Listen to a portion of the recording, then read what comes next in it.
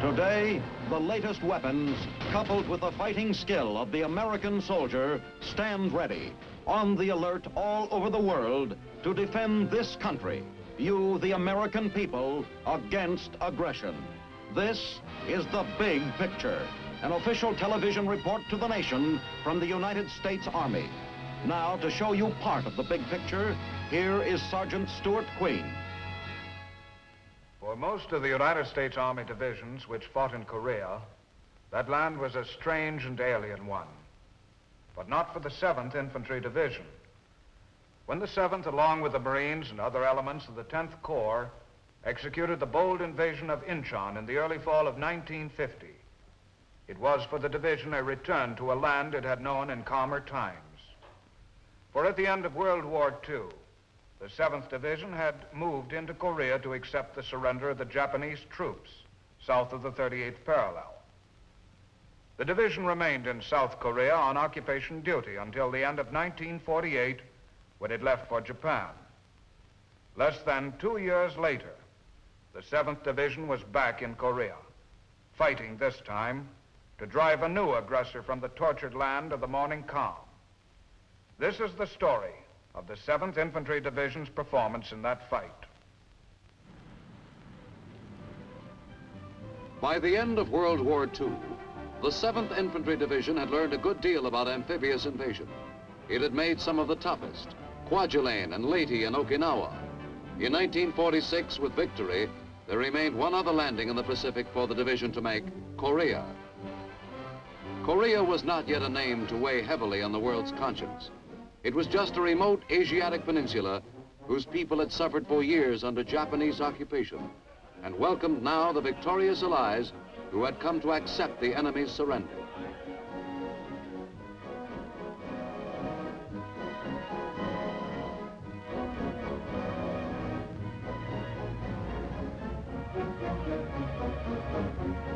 For the men of the 7th Division, this was how the vision of victory, so tenaciously held in days of trouble, became real.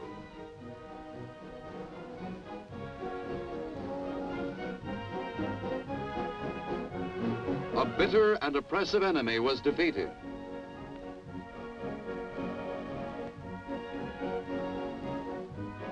And with that defeat, a new day of peace and stability promised to return to the troubled Orient and to the entire world.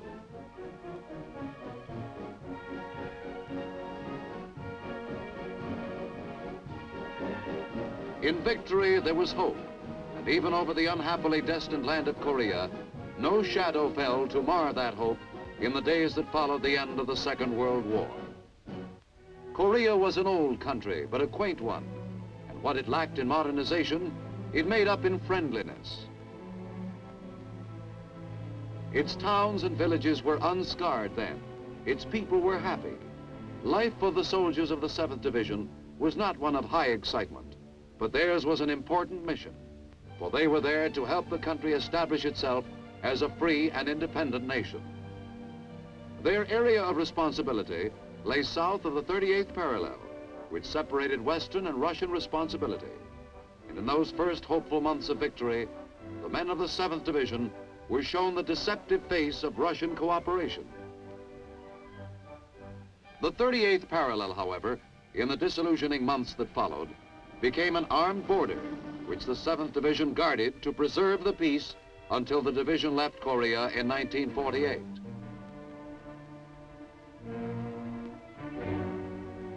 The communist violation of that peace brought the 7th Division back to Korea in September of 1950 as part of the 10th Corps' spectacular invasion of Incheon.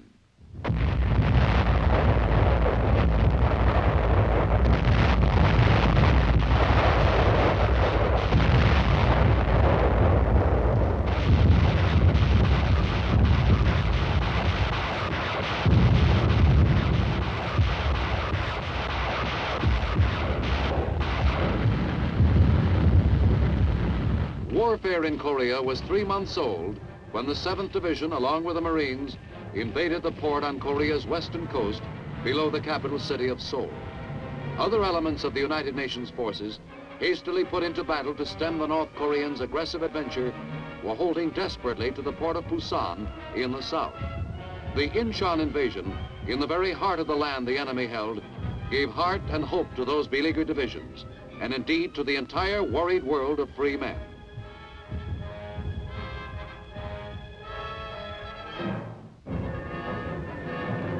The Korean people welcomed the 7th Division back to their land as more than old friends.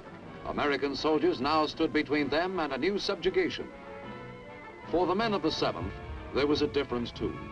The calm and peaceful Korea they had known had disappeared, and the roads of this new land were hard to travel.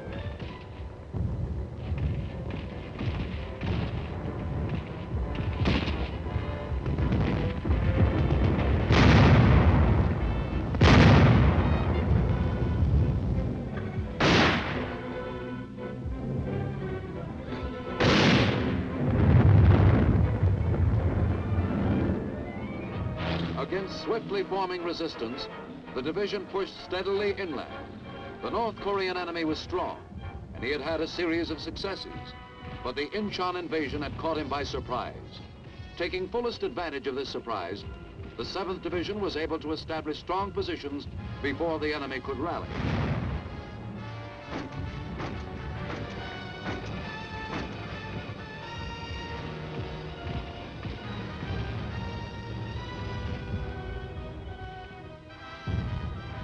After the invasion, the 1st Cavalry Division broke out of the Busan perimeter in the south and drove north 102 miles to link up with the 7th. At Osan, the 7th Division waited. The link-up was a triumphant turning point in the war, splitting the enemy's forces in half. Once the juncture was made, the 7th Division pushed straight north toward Seoul.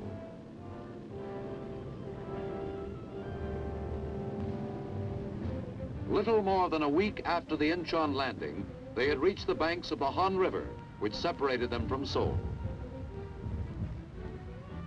First elements of the division crossed the river on the 25th of September.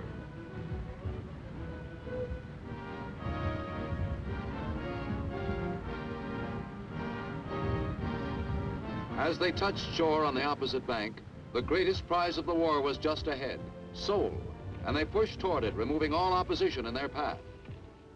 Seoul lay in ruins when the United Nations forces reached it. Korea's once magnificent capital city had been shelled and burned by the enemy in his drive south, and the United Nations had been forced to fire upon it to drive the enemy out. Consequently, many of its buildings were rubble, many of its structures reduced to powdered ash. But for all its devastation, Seoul was South Korea's first city and the symbol of the young nation's integrity.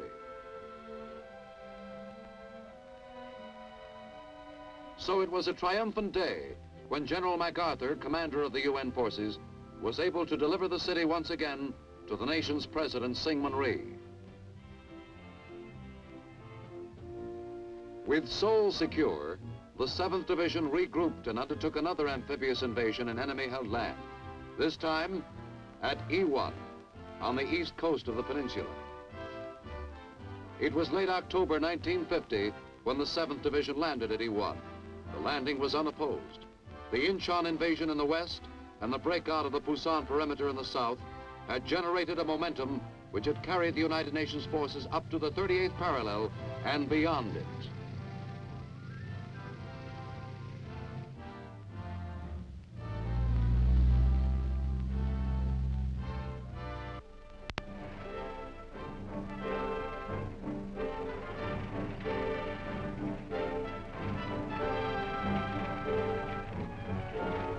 As the men of the 7th Division came ashore at Iwon, the hope for early victory was strong. Their mission was to drive straight north and advance to the Korean-Manchurian border. Fall weather changed to winter the farther north they marched.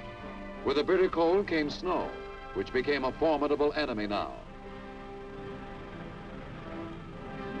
But snow or cold could not stop a team that had felt the advantage shift to them in the turning tide of war, and knew now that they could reach the very limits of the enemy's own land, and then the North Korean communists would be defeated. So on and on they rolled, over roads where roads existed, sometimes over terrain that was hazardous to travel. There are always more men than tanks, and someone has to walk. The towns and villages between E1 and the border fell to them, but not without a struggle. The 7th Division saw some heavy fighting in their push north through these mountains. Dug into the hills, the communists had to be blasted out.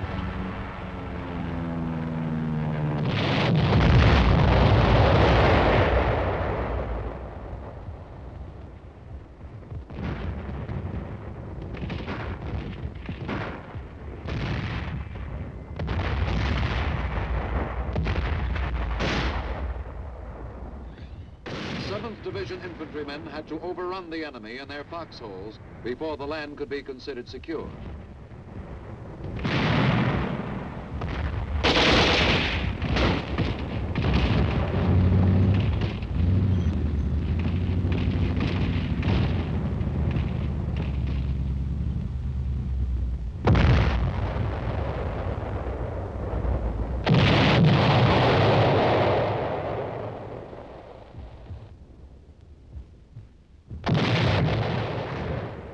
The mountains were formidable barriers, but they made it to the border. By late November, part of the division had reached the banks of the Yalu River. Thanksgiving service that year, in the northernmost reaches of enemy territory, was a meaningful one. The turkey dinner was festive. Even for the men at the outposts, braving the winds off the frozen Yalu, this Thanksgiving was something special, for final victory could come now any day. Their guns were silent. They had reached the very limit of the defeated enemy's land, and there were no more enemy in sight while they enjoyed the traditional trimmings of this holiday. The turkey leg had real flavor that year.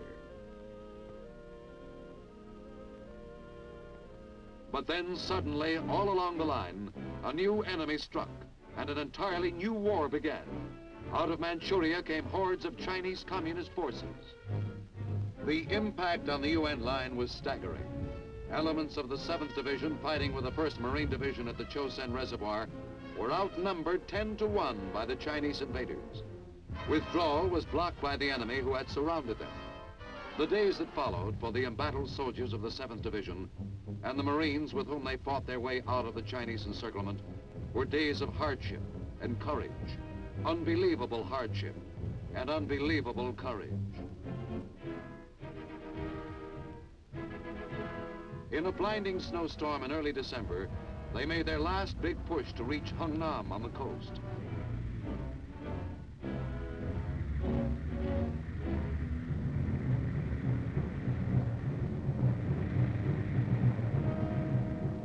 Other elements of the 7th Division, withdrawing from the Yalu River, had easier going in their effort to reach Hungnam.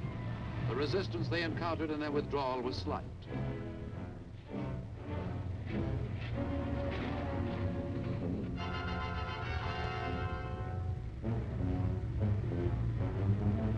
All elements of the division, those who survived, reached Hungnam successfully by December the 11th, 2 long and bitter weeks after the Chinese Communist offensive began.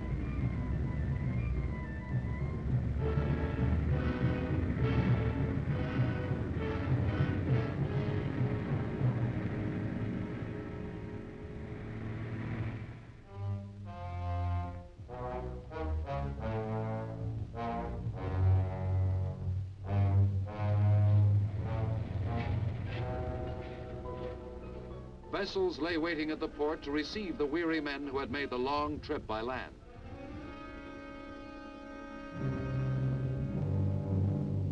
Everything that could fight went aboard these ships.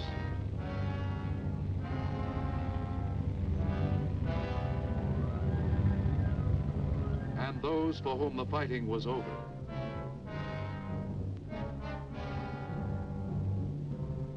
Supplies of all kinds were loaded on to be used again.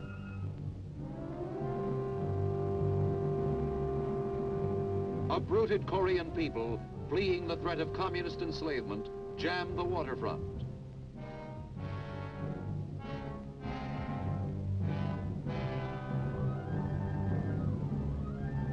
They were escaping the war, traveling along with soldiers who would fight again as soon as they could regroup in the South.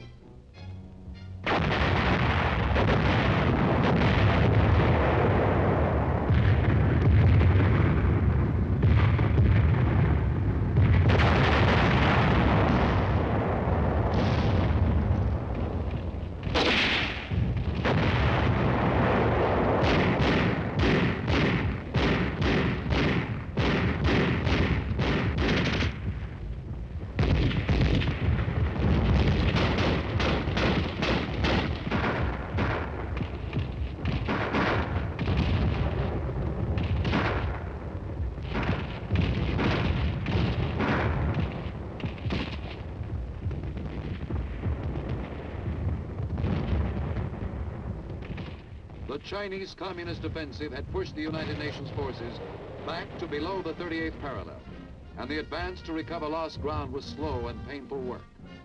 During the first few months of 1951, the soldiers of the 7th Division fought several successful engagements with the enemy, each time winning a little more real estate, pushing the United Nations lines steadily north.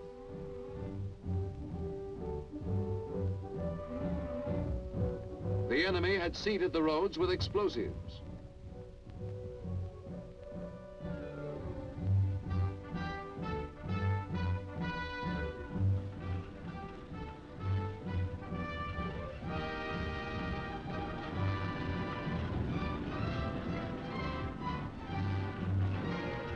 The rough Korean weather had done its damage too and slowed the advance considerably.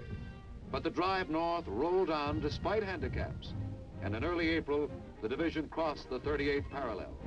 It was the first time across on land for them, and this time it was for keeps.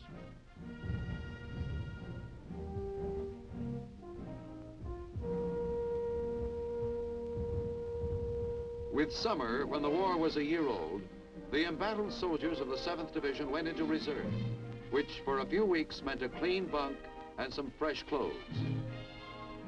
It gave weary men a chance to read mail from home and to catch up with the history being made all around.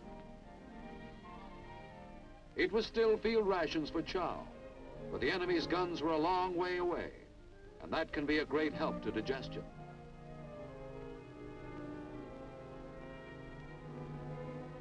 In reserve, the men of the division created their own entertainment, and gratefully took the entertainment that was supplied them by visiting performers.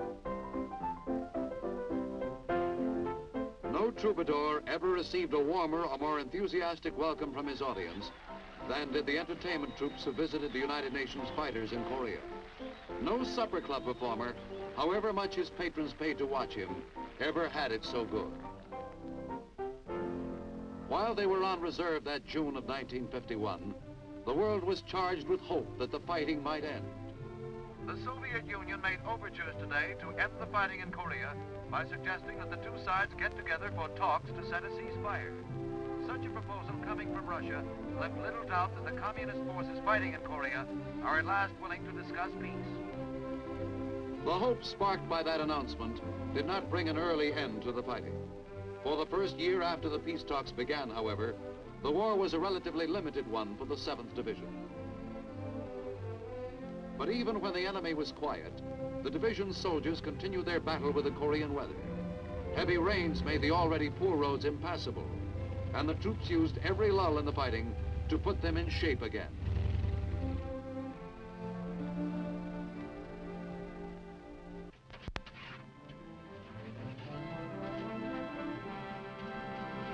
For the most part, that first year of peace talks was for the 7th Division a time of constant patrol activity.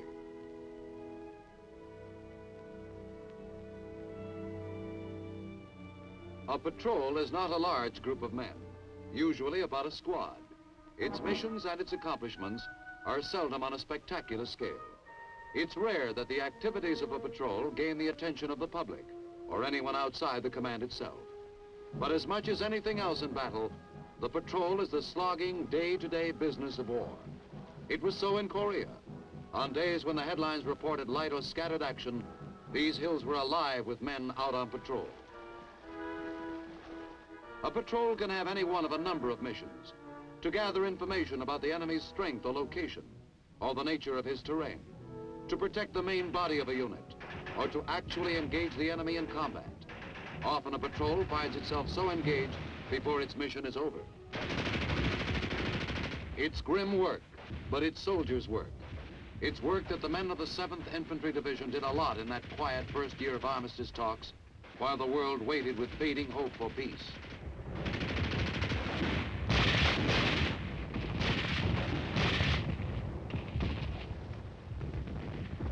Then the 7th Division went on an all-out offensive to take a mass of critical hills in the Kumwa Valley.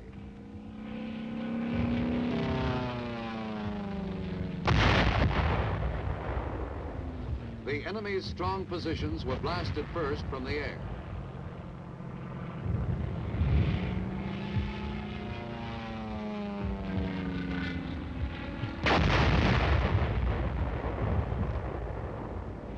Wave after wave of pulverizing airstrikes were necessary to soften up the objective areas.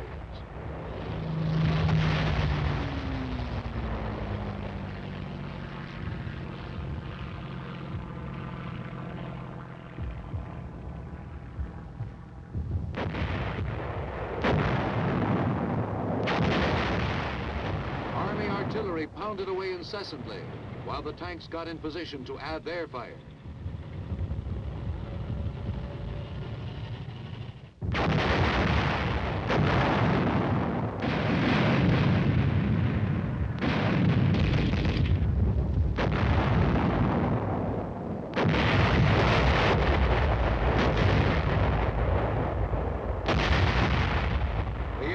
Waited to take over with rifles and bayonets, which the job would finally demand.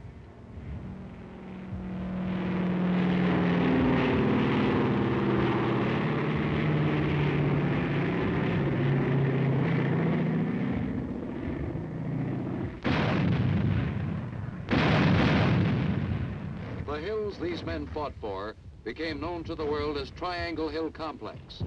The soldiers knew only that the hills were steep, that they were alive with enemy fire, and that they had to be taken.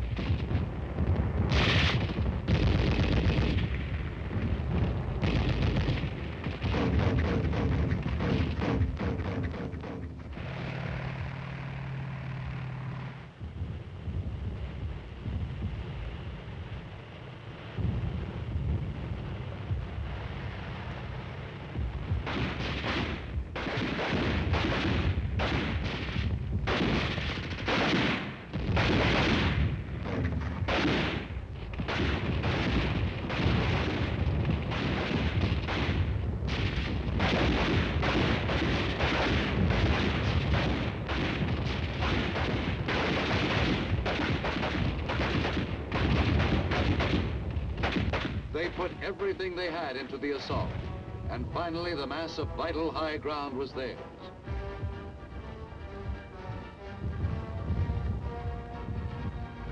Their corps commander said of these men during this period that they showed a determination that recognized no defeat, a voluntary spirit of self-sacrifice, and a quality of leadership thoroughly in keeping with the finest traditions of the service.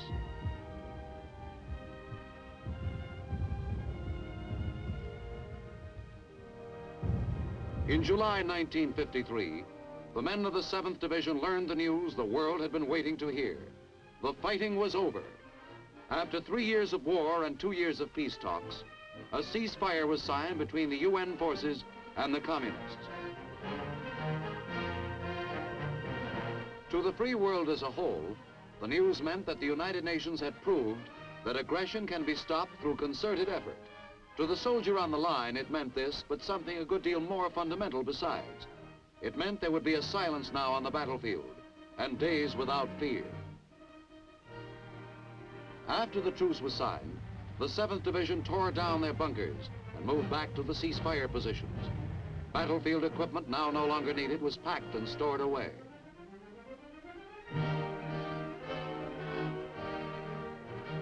The tools of war, ammunition and explosives which would not be needed for battle, went to the rear now instead of being rushed to the front.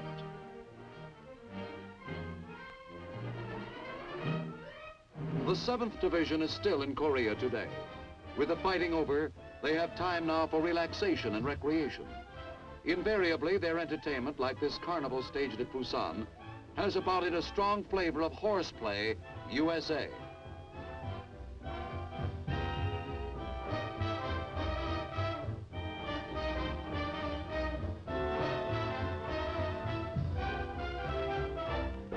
The evidence of American interest, which the 7th Division symbolizes in Korea today, is everywhere apparent. The blood of America's sons and the treasure of its people are invested in the freedom of this beleaguered nation. And these gallant soldiers remain here to represent that investment.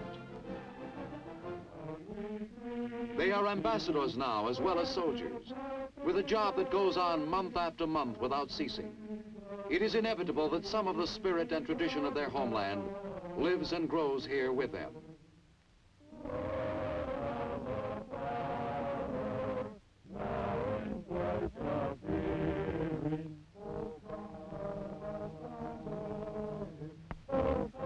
Peace, however fragile, rests over Korea today. And as once before in their proud and venerable history, the soldiers of the 7th Infantry Division are standing alert to preserve that peace. And that is the story of the 7th Division in Korea. Now, this is Sergeant Stuart Queen inviting you to be with us again next week for another look at your Army in action on The Big Picture. The Big Picture is a weekly television report to the nation on the activities of the Army at home and overseas. Produced by the Signal Corps Pictorial Center. Presented by the United States Army in cooperation with this station. You too can be an important part of the big picture. You can proudly serve with the best equipped, the best trained, the best fighting team in the world today, the United States Army.